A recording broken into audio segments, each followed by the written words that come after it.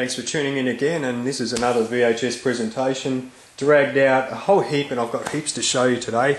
The topic is kind of like special VHS covers that were released for the Australia-New Zealand home video market, and yeah, I hope you enjoy this one. I just wanted to also start off by saying thank you very much for your subscribing. Your comments and feedback is really appreciated.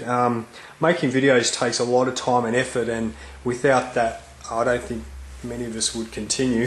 So yeah, thank you very much. I passed the 100 subscribers mark just last weekend, so I'm really stoked about that. So let's get a move on. I'm starting off with the Vault of Horrors that I've got. There were initially 4 volumes, but they had an extra flap on these clamshells, which were really cool. There were 3 episodes on each, and on the inside there were like just a brief synopsis of what it was about, who was in it, and yeah, just promoting the other 3 volumes on the back there. So that's number 1.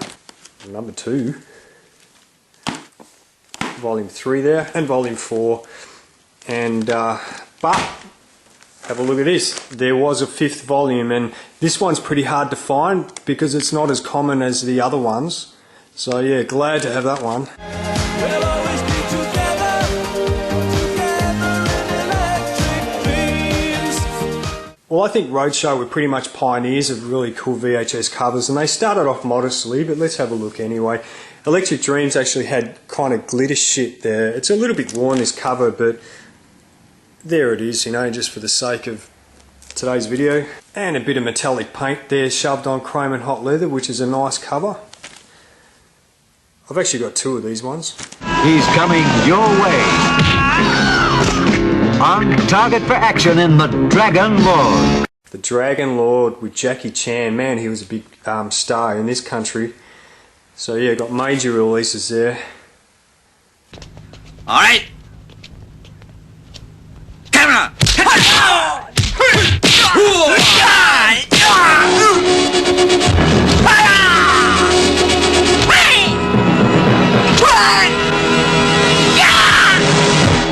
How about that for Bruce Lee in his last days? This is a terrible film made in the 70s in Hong Kong. I have to wonder whether they made this special cover not just by virtue of the fact that Bruce Lee was the topic, but you know, because trying to promote an average film with a silver cover, well, that's one way to do it, isn't it? There was also a gold coloured cover for a Bruce Lee related film, but I can't remember the title of it, so anyway, there it is. And I think they did a nice job with Phantasm there. That was released by Applause Home Video, which was a subsidiary of Village Roadshow. The big silver ball there was also known as the Never Dead Part 2. He was always the Flamingo Kid.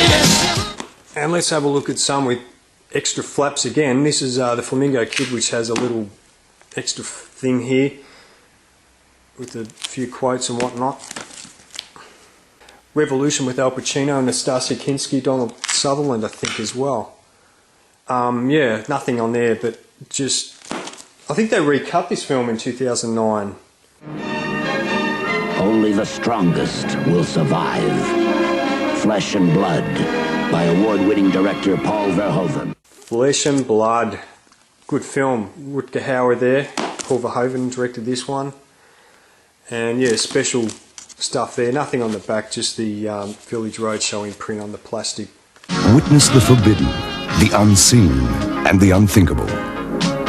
Sweet and Savage. Sweet and Savage, released by Premiere, which again was another subsidiary label of Village Roadshow.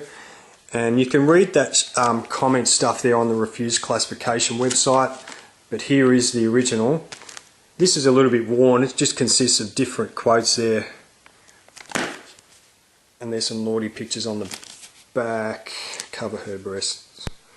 There it is. Another Premiere release there with Talk Radio. Had an extra flap, Oliver Stone film. I like Oliver Stone's films. Well, CBS Fox dabbled with a few extra flaps. And this is the Cook Thief Wife Lover. And here's the inside there. And the back. Surrender Yourself. This is Late Consequence, and not a bad film, only because there's a lot of sex and stuff in it. I can't really show you the inside of the flap because it's a little bit naughty, but yeah, she has an extra flap.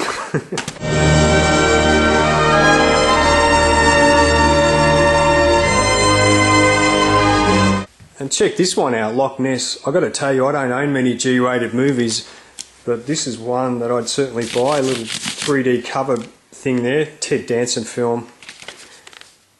I haven't watched this one.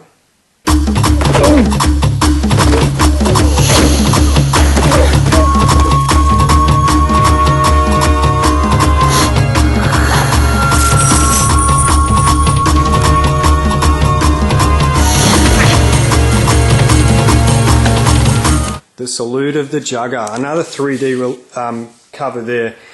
And again, these were just for the home video market, so they often end up all smashed up. This was an Australia-US co-production and has quite a few similarities to Mad Max 3. It was shot out of Cooper Pedy as well in South Australia. But yeah, this film was pretty average, I thought, but I don't know, sorry to offend anyone who likes the film, but I'm not a fan of it.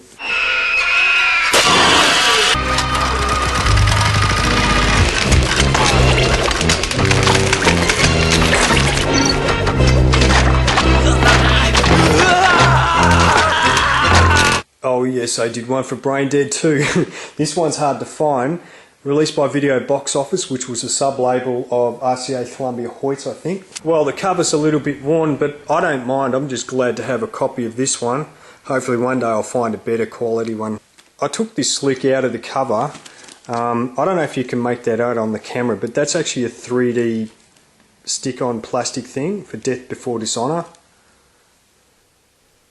I don't know if you can make that out very well, but it does work. The camera just doesn't pick it up too well. But the thing about this slick is that it is double-sided, but not many video stores use that side. Check this out for Prison. This is like a metallic cover thing. Viggo Mortensen in one of his earlier roles, directed by Rennie Harlan. But this metallic thing here is just an insert, so you could have just taken it out and had that. More metallic again with Cameron's Closet from Palace Home Entertainment. Really good cover there.